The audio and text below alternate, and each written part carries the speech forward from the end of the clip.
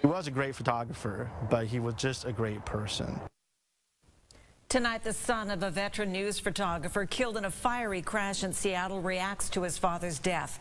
Bill Strothman and the pilot, Gary Fitzner, died as the chopper went down outside KFMB-TV station near the Space Needle. Good evening and thanks for joining us tonight. The chopper slammed into several cars. One driver suffered burns on up to 20% of his body and is in serious condition tonight.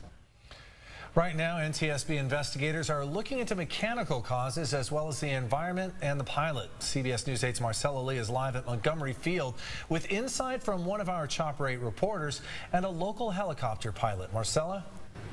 Carlo and Barbara Lee, we rely on helicopters for so many things, from emergency medical services to traffic reporting. And the NTSB says since 2004, there has been an unacceptably high number of helicopter crashes, resulting in more than 500 deaths. Still, a local helicopter pilot here at Sci-Fly says it is a very safe way to fly and shares his insight with us as the NTSB investigates the crash.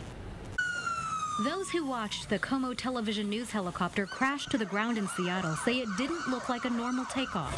It was about 4.5 feet off the building. Christopher Reynolds says that's as high as the helicopter got before it made a sudden turn. It did a counter turn, or clockwise turn, maybe 80 degrees, and then went off, just kind of went into a side nose dive to the street. The normal thing for a helicopter to do is to lift off and proceed forward and take off in a straight direction. Eddie Kisfaluti, chief pilot for Sci-Fly, an aeronautics firm in San Diego, says the main rotor or tail rotor might have come into contact with some sort of object, possibly a bird, or the chopper might have had engine failure, which is something helicopter pilots are trained to survive. If your engine fails while flying, you go into something called auto rotation. Much like a falling seed pod, he says, your helicopter should glide down, but survivability decreases if you have less room for error. If you're in a confined space, like in a city, you don't have as many options as you would flying out of a larger airfield.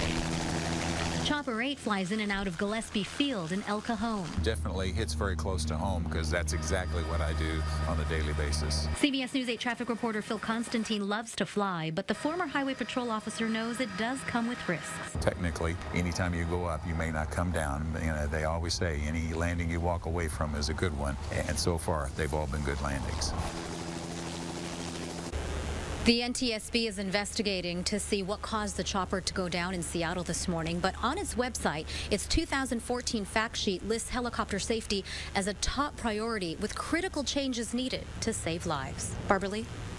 All right, Marcella, thanks. The NTSB says it expects to have a preliminary report on the Seattle crash in about 5 days, but a complete investigation to determine the cause could take up to a year.